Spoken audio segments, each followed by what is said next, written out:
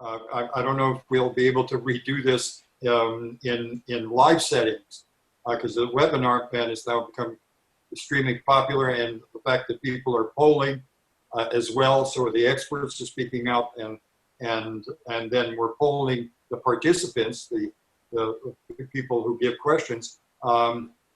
This combination is almost an ideal situation. I didn't think I would encounter that. I thought that there would be shortfalls. This is a wonderful and excellent way of giving people information. I would probably at this point, and we have two more guests waiting in the wings. One is was a deputy secretary general of NATO. Miss Rose is on. Yes, oh, there she is. Hi. Greetings, glad to be here.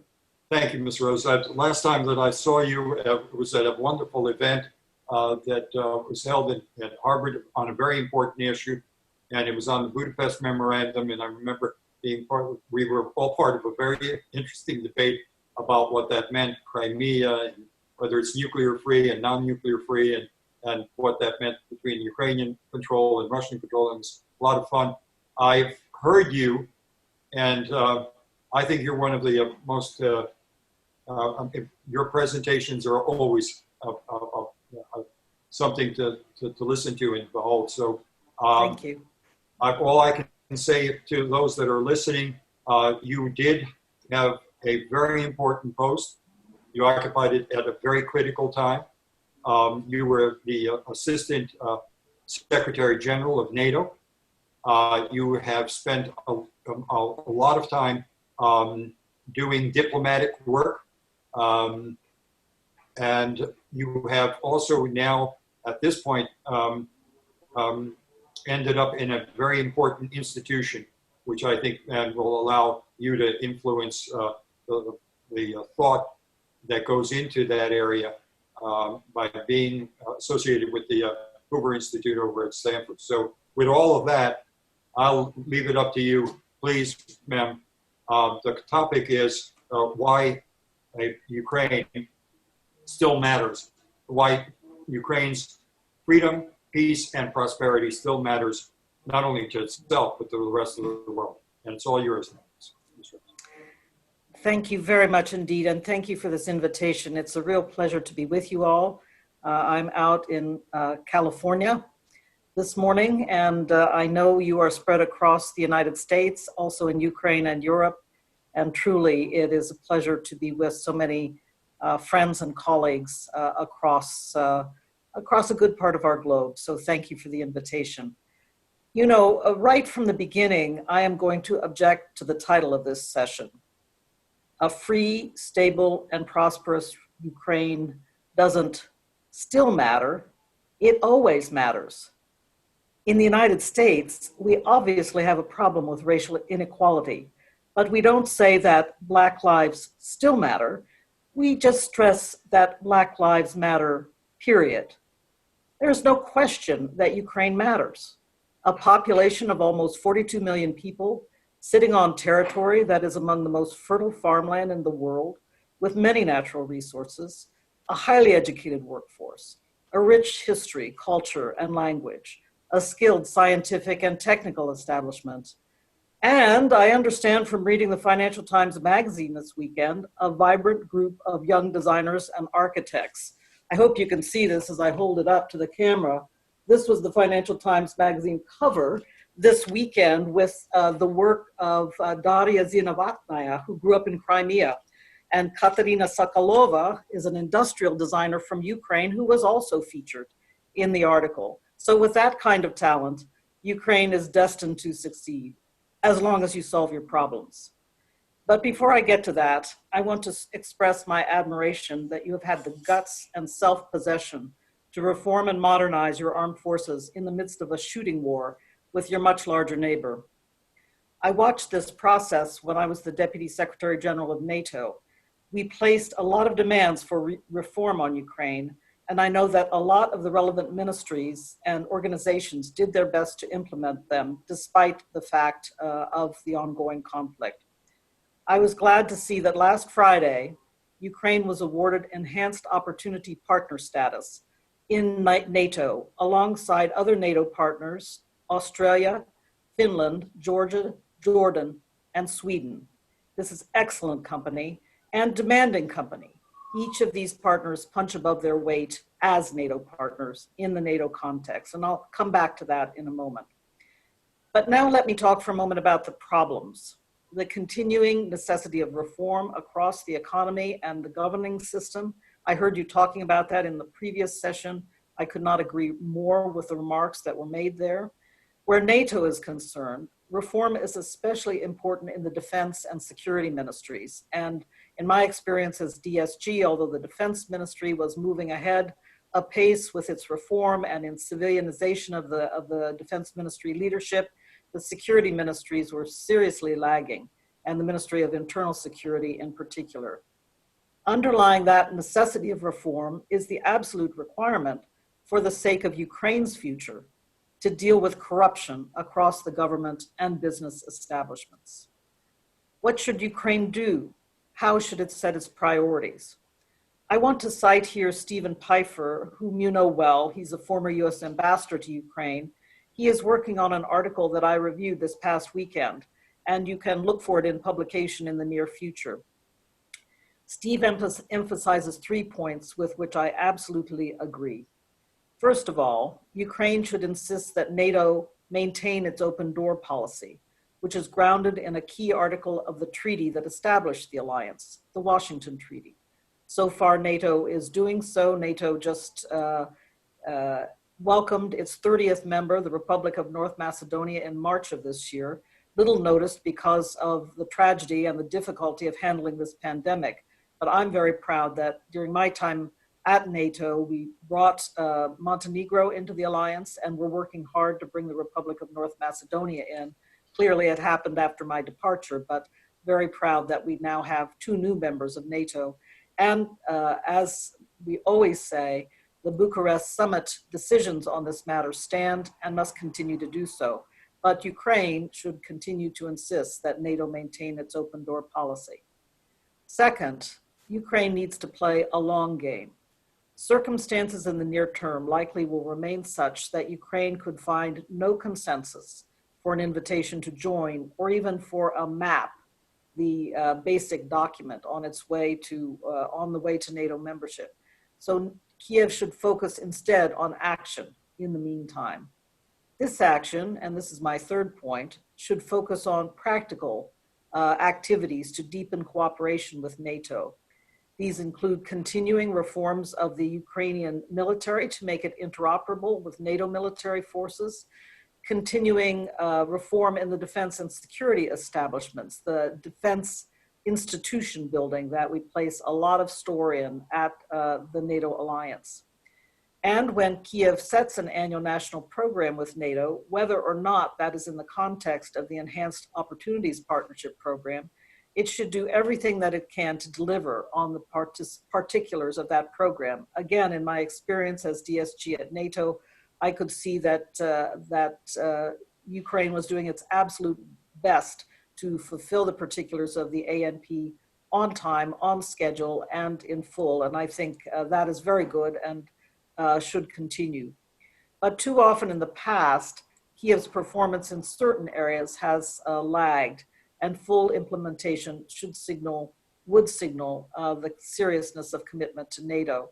And here I point again to the fight against corruption and the necessity of taking steps in such practical areas as how you do defense procurement and defense contracting, and continuing to work hard in that arena, I think will be an important signal to NATO of your seriousness in the fight against corruption.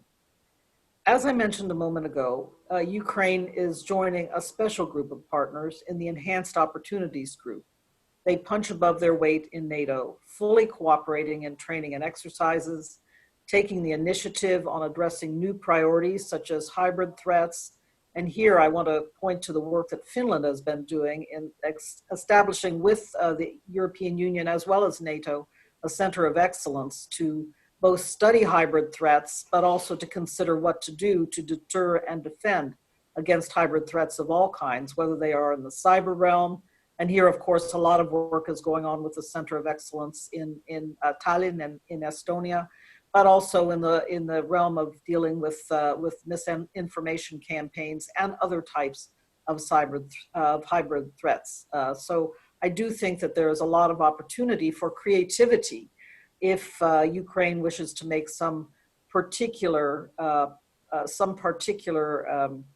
contributions to NATO. And already I think there is the potential to do so because of the way Ukraine has been working in recent years to provide insights and lessons learned from your fight against Russia in the Donbass, both in dealing and tackling hybrid threats, disinformation, cyber attacks, etc., but also in helping to understand other lessons learned just in the case of the type of insurgency that needs to be addressed there, in addition to the modern weapons that are being brought to bear by the Russian Federation. So there are many opportunities, I think, for additional work on lessons learned that you have taken away from your experience in the Donbass, and I know that NATO would welcome learning from your very difficult and very, in many ways, sad experience there.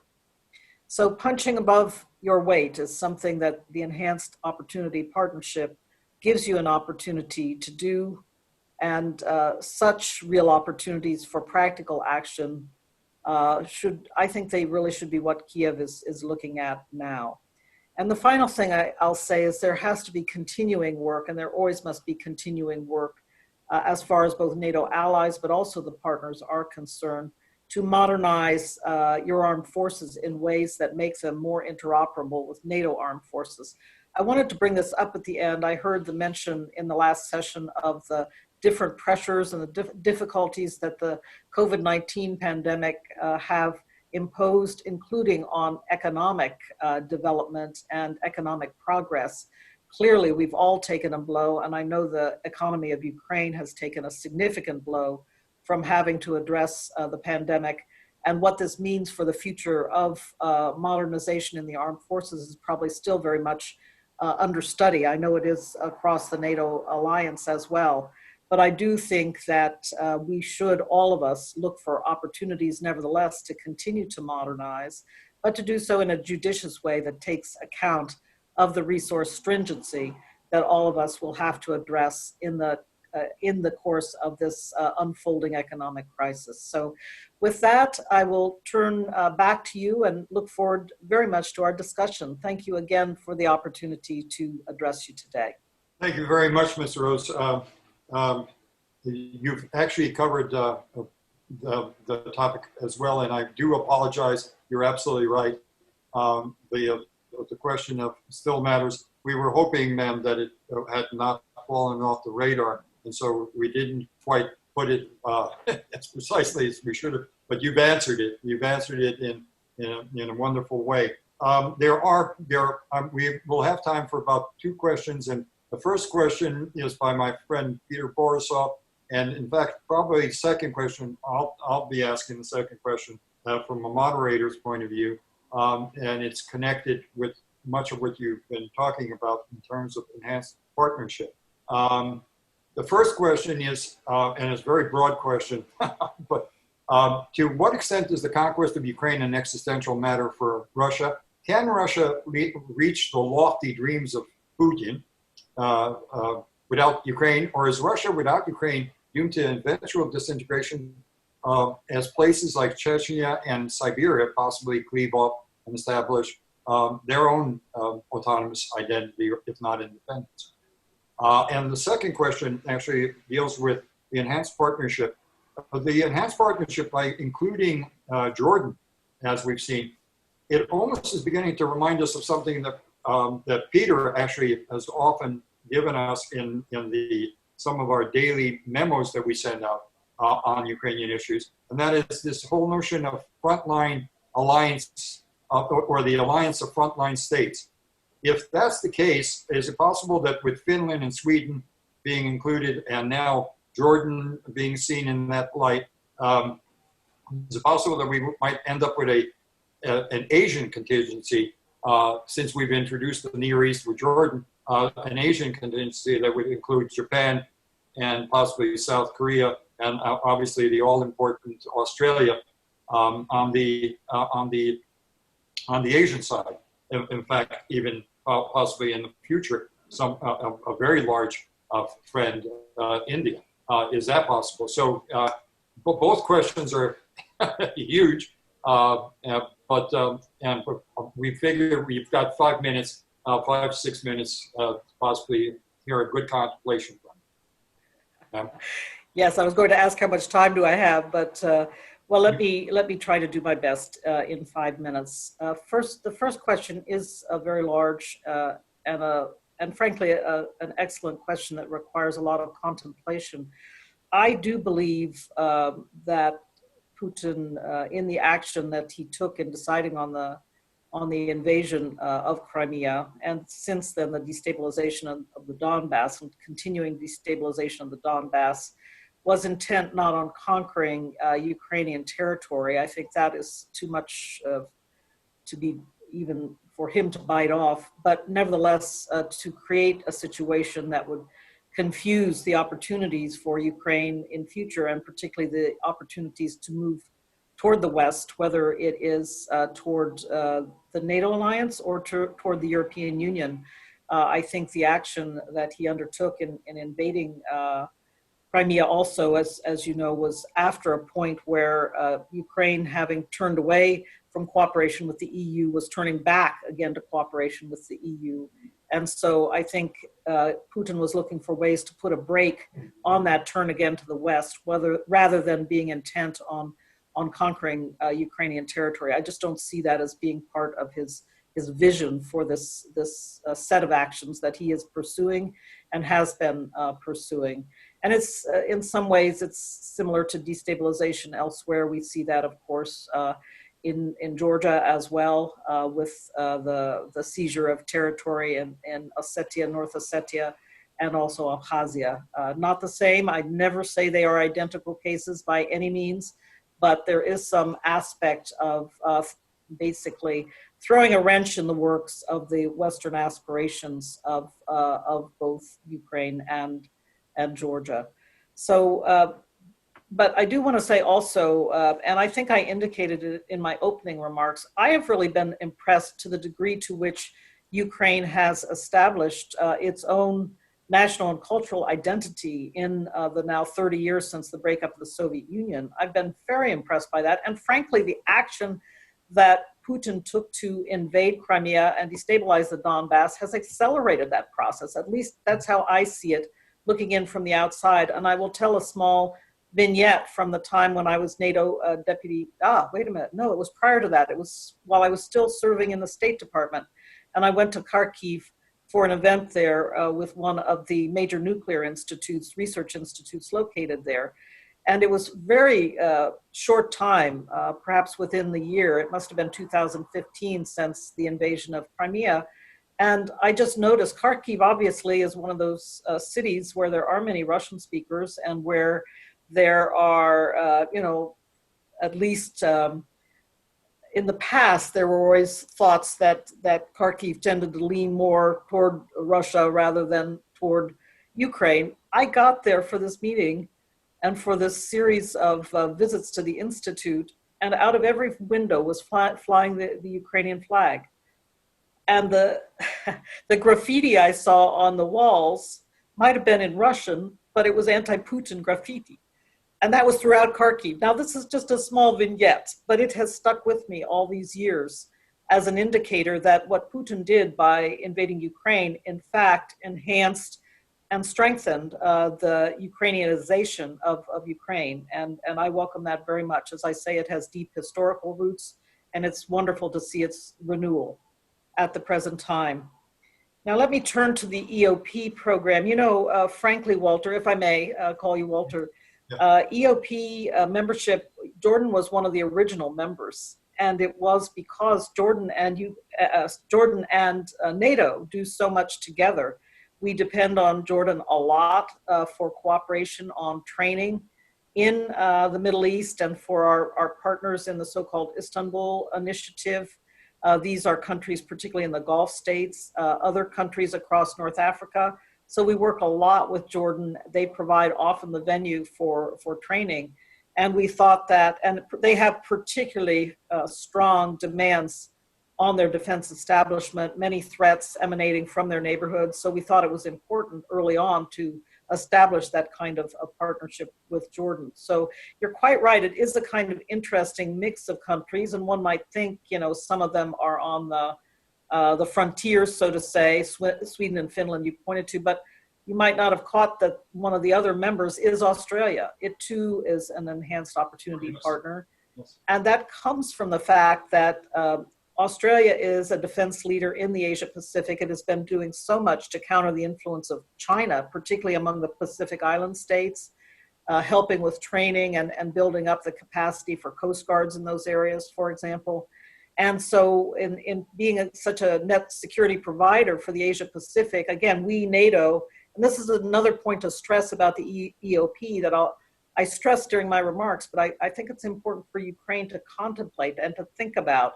When we work with our enhanced opportunity partners, it's because we see them providing value for NATO as well. It's a two-way street, in other words.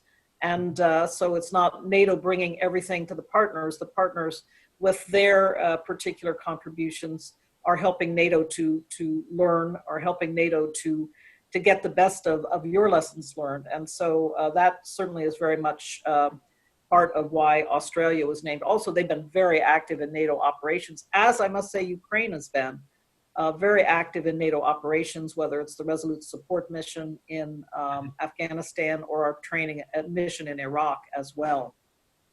So they are excellent partners. But maybe I'll just end by saying I'm getting constantly asked this question now because there is such a great concern about China and the kind of global presence China is now projecting, and also whether they are going to pose more challenges or pose opportunities for future. And I know in my own country, in the United States, in Washington, there are huge concerns about the challenges that China will pose in the future. So people often ask me these days, well, will NATO be moving to Asia? And I always stress two things here. One, and it's also something for Ukraine as an enhanced opportunity partner to contemplate along with the rest of the NATO partners and allies. That is, the United States is pivoting to Asia. There's no question about it. President Obama announced that 8 years ago. That pivot to Asia was interrupted by Crimea, but it was only interrupted. Not only Crimea, but the need to fight ISIS as well and counter Daesh. But that interruption has now moved on, I would say, and you will see the United States again pivoting to Asia. That means that the Europeans will need to put more emphasis on defense themselves. That's why I very much welcome President Macron's intent and his push, even though he called NATO brain dead. I didn't agree with that, but he said the Europeans need to take more responsibility for their own defense. And Washington welcomes that. I think that's a good thing. You could hear Trump constantly complaining about the lack of proper burden sharing. So it's not that Washington and the United States will be leaving Europe. I don't want to give that impression at all, but they will expect a fuller responsibility on the part of NATO allies and partners in the defense of Europe. So that too is something for Ukraine to be contemplating early on, and to think about how there may be some particular contributions Ukraine would like to make in this era. But NATO will not move its operations to Asia. The name of the organization is the North Atlantic Treaty Organization. Its center of gravity is in the transatlantic relationship and in the defense of Europe. So I think we will continue to see that being the top priority and the reason for the existence of NATO. So with that, I will pass the floor back to you, Walter. Thank you for this great opportunity. Ms. Rose, you've done exactly, it's not, I can't say you've exceeded our expectations. You've met our expectations. Thank you very much, Ms. Rose. That was just absolutely wonderful. Sort of the end of the process, and that's a final word from a very good friend of ours, someone who 6 years ago went with his good friend Bill Carver, Dr. Carver, to Ukraine, made several, in fact, I'm not sure, several would do it as adequate. In the case of Carver, I think it was several dozen. General Wesley Clark came back with Dr. Phil Carver, and they gave the first real serious in-depth report about what was happening and what was emerging as the Russo-Ukrainian War. And they rightfully called it the Russo-Ukrainian War. We've since then turned it into some sort of hybridization process or a hybrid war and so on. But I think that they probably had it right when they titled it that way. General Clark, I must admit that this is a very tough crowd. I've called it the murderer's row of Ukrainian expertise. Everyone's been an ace, but I think you also are an ace. And so my attitude is I'm going to pass the word to you. Sir, the floor is all yours. Well, thanks, Walter. Thanks for organizing this. And I'm in awe of your presenters and panelists. They were fantastic. It was great. It was in depth, and it was incredibly reassuring when compared to where we were in the period right after Maidan. I was there. I saw it. Ukraine has survived, and Ukraine is going to make it, in my view, if it continues on course. I want to particularly congratulate the men and women who were the volunteers, the ones in uniform, the ones who rushed to the front, the ones who preserved the territorial integrity of Ukraine in those first few months, and the continuing dedication that the Ukrainian armed forces has made to defense, to its defense, to its modernization, to its westernization, to its compatibility with NATO and the forces. Of course, I associate myself with everything Rose Gottemoeller said. She laid it exactly right in terms of defense. But here's my message. I do a lot of business all over the world. Ukraine it was the heartland in the geostrategist theory of the 20th century. Ukraine is still a heartland. It matters more than we can ever imagine. It's the proving ground, not only for Russian technology, but for the future of capitalism and democracy. And I say this because we've been 40 years in the United States in the age of Reagan. We turned capitalism loose. And when the Soviet Union fell apart, we rushed those Chicago school economists in to Moscow and provided advice, and it dovetailed perfectly with the KGB plan to take over the privatization of the Soviet economy. We helped create those oligarchs that everyone's worried about today. And for all the work we're doing against anti-corruption, and for all the pressure we put on Ukraine, we better understand when we're looking at the economy in the 21st century, and we're looking at capitalism and democracy, fiscal policy, monetary policy is not enough.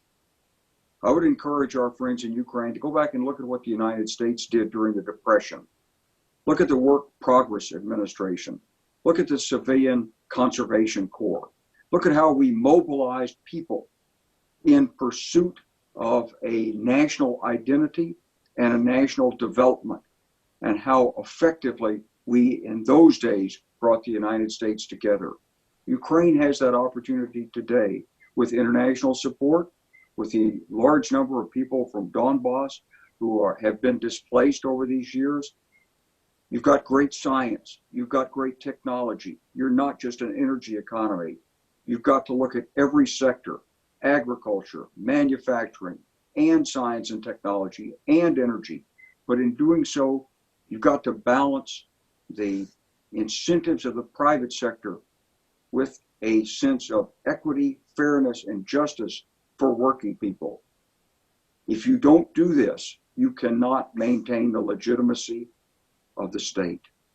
In the United States, you can see the rising pressure to face these tough issues. So, Ukraine, we're looking at you. You have greater flexibility in this regard than we do. You're on the front lines, not only for the rule of law, but also for the future of democracy, capitalism, and all of our values. So we're here in support. We want to help. I think this has been a tremendous conference. And Walter, again, congratulations to you and all the presenters, and especially congratulations to the people of Ukraine who are surviving and moving forward. Thank you. Thank you. Thank you, General. I just, as a good soldier, 6 years ago, I just wanted to relate this in 30 seconds before I hand it to Tamara. 6 years ago, you sat with us at the AFPC in Herman Birchman's place, and Herman, I think, is still on the line. Nicola was there, you were there, I think my friend Gene Yurke was there, and you gave us an assignment 6 years ago, and you said, Walter, you can't, you already understood the hybrid warfare nature of things, and you said, you can't lose the informational narrative. You gave me an assignment, and I think, man, I've kept that in my heart. I don't want to get emotional here, but I've kept your assignment in my heart for the last 6 years. I hope we've done what you've asked us to do. I hope that you think that we've kept the informational narrative going in a way that allows us to all see that what Ukraine is all about, and that it can make all that progress that you've been hoping for. Okay, sir? Thank you, Walter.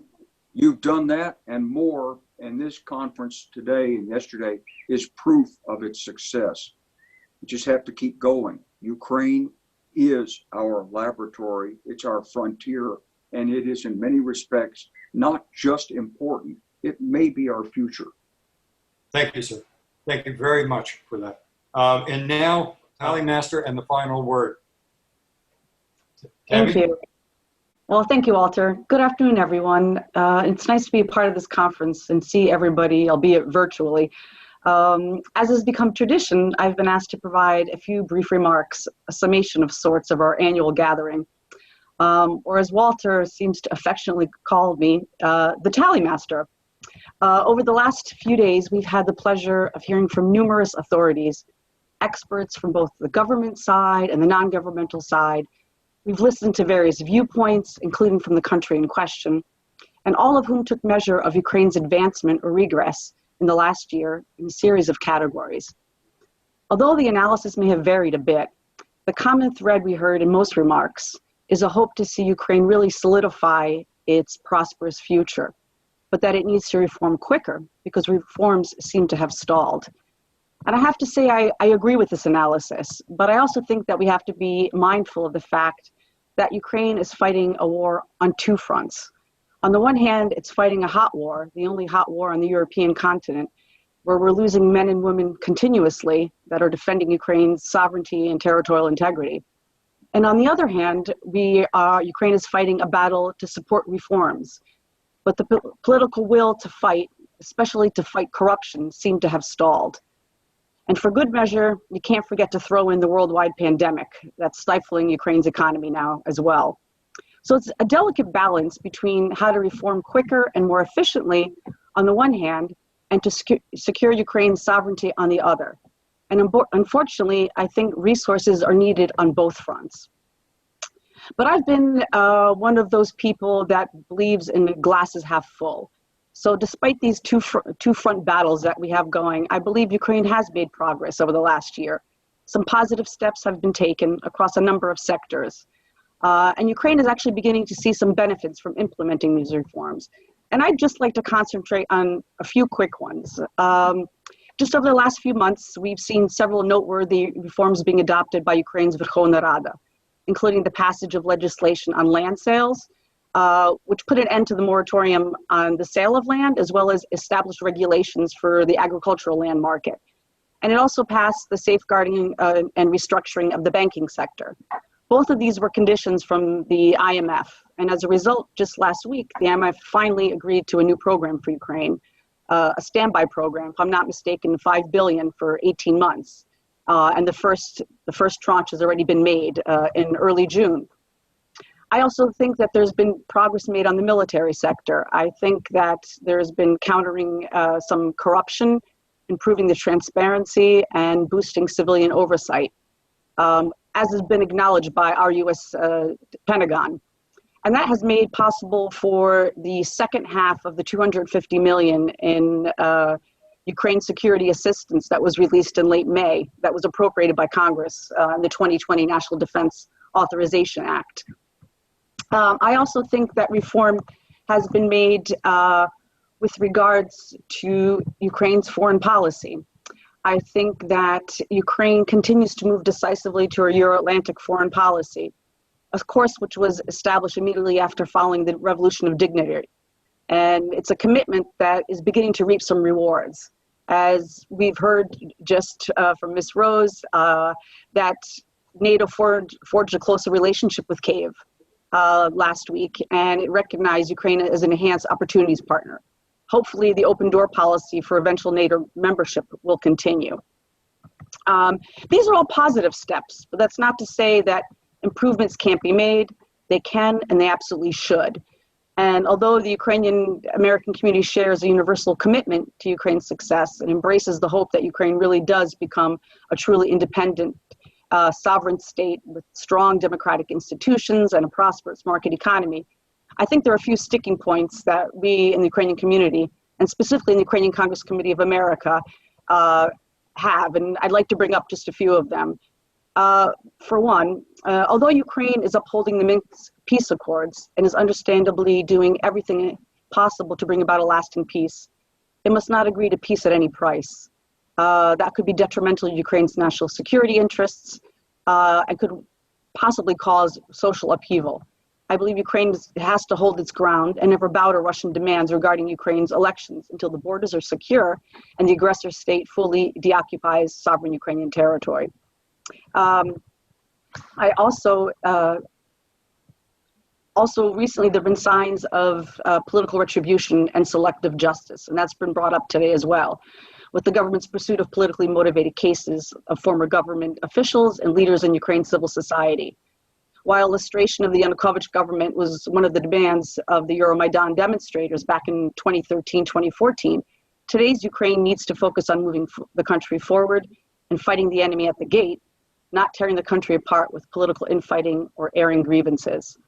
Not to mention that selective political motivated justice causes irreparable damage to Ukraine's image on the world stage and with its global partners.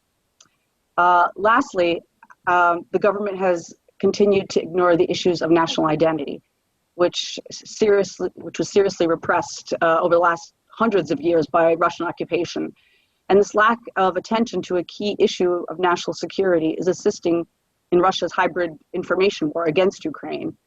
But despite these transgressions, from my vantage point, I do think that Ukraine has moved forward, albeit slower than I would have liked and with a few bumps and stalls along the way.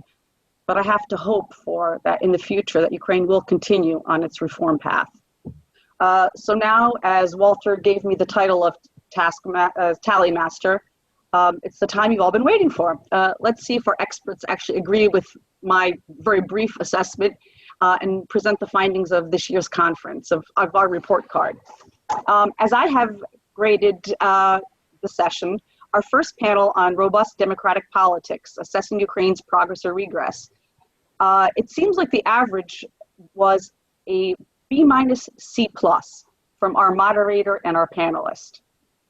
Interestingly, our participants in the conference polled at a B-, so our experts were a little harsher than our audience. On the second panel, developed market economy and the ever greater energy security, we seem to have a solid C from our moderator and three panelists. A little bit harsher also from our audience, which polled at a B-. For our third panel, the ever greater general security, I looked at it basically as a solid B- from our moderator and panelists. Our participants polled at a B. And our final panel, the viable social cohesion and established yet tolerant national identity, I think was a solid B- from our presenters today. And this was the only panel where I found the participants gave Ukraine a lower grade than our experts. And they gave the grade of a B-, C+, leaning more towards the C+. So if you look at the overall grades, it seems that Ukraine has an average grade, B minus, C, C plus, C average. So it hasn't changed all that much from last year. And correct me if I'm wrong, but I think the grades from last year were also in this course between a B minus to a C plus. So I think Ukraine seems to be leveling off. It hasn't gotten worse, thankfully, but it hasn't gotten much better either. So let's hope next year when we all join forces again, we can look towards providing Ukraine with hopefully a solid B plus or maybe even an A minus, which would be wonderful. But in closing, on behalf of the sponsoring organizations, I'd like to extend our sincerest gratitude to the patrons and supporters of this 8th annual conference. So I hope you'll join me in thanking the Heritage Foundation of First Security Federal Savings Bank, the UQ Family Fund, Self-Reliance New York Federal Credit Union, Samah Yonkers Federal Credit Union for the continued financial support. And finally, on behalf of the steering committee, I would sincerely like to thank all of our distinguished speakers for sharing their expertise and knowledge with us over the past 2 days. It truly has been a pleasure listening to everybody. I suspect that everybody who has been on our virtual conference will agree with me that it has been very informative and wonderful listening to all of you. And I also like to thank everybody that's participated in this, because I know it took time from everybody's schedules to join us virtually with this, especially being at home with family obligations as well as work obligations. So thank you very much for joining us in this conference. So thank you for making these great contributions to this conference. I think it was a success. And Walter, I'll turn it back to you. Thank you, Tamara. And you really have a wonderful culmination of wonderful sense of getting a feedback from the Ukrainian American community and Ukrainians in Ukraine that have been listening in. So what I would want to just simply say to everybody, we've done nearly 100 of these in various forms in the last 20 years. And I must say, this one is for the ages. This one, I'm almost moved. I don't think that there was even on the time level, I think we've managed to keep it within the time limits we never had. We've had moments where we've had the podiums being moved as Tamara was trying to conclude. So with that, I just simply invite everyone to our next, and it will be scheduled. We may see it in Washington. If not, it will be a webinar, and that is the 21st of the Ukraine Quest Roundtable get-togethers, and that'll happen in October of this year, somewhere in Washington. So again, I wish you all the best. This will be available on the UCCA Facebook pages. So if you want to, all parts of this can be listened to again. And they really are that informative. I think that they'll also be available on YouTube. So with that, and Tamara, thank you again. Adrian, Andrew, if you've got anything to add, then if you don't, yes, thank you. I just saw your nod. Then with that, I just want to say good luck to all of us, and let's meet again together in October. Okay, thanks, folks. Good night.